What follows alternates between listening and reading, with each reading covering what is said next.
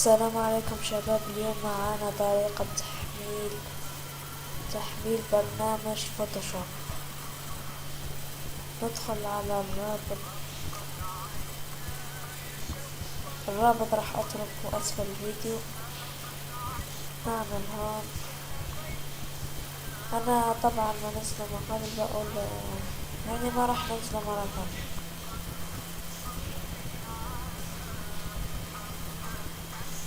لما تنزلوه راح يطلع لكم على سطح مكتب هيك. هو ده البرنامج.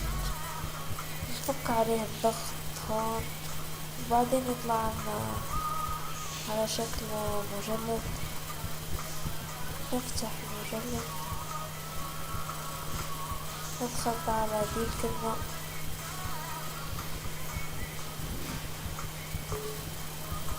نضغط على كلمة وي، نستنى شوية،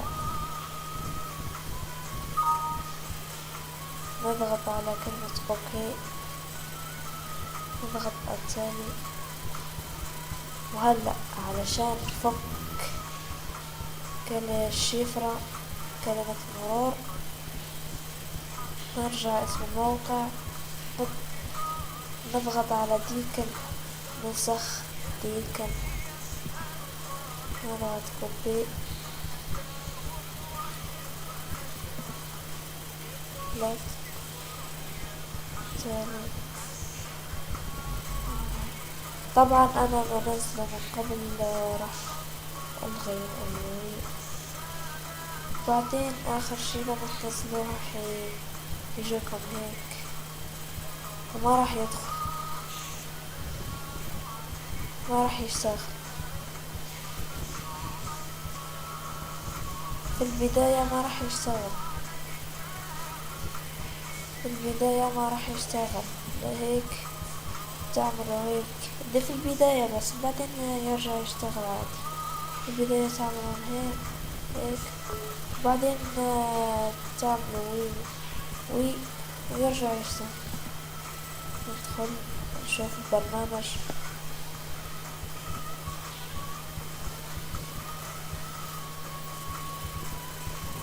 يعني البرنامج عربي بالكامل، مثل ما تشوفون برنامج عربي كامل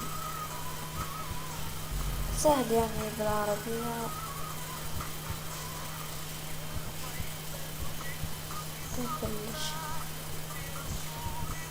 ده كل شي النهاردة. نلقاكم ان شاء الله في درس اخر.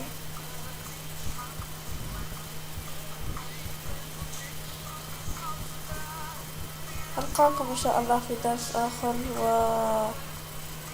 وإلى اللقاء.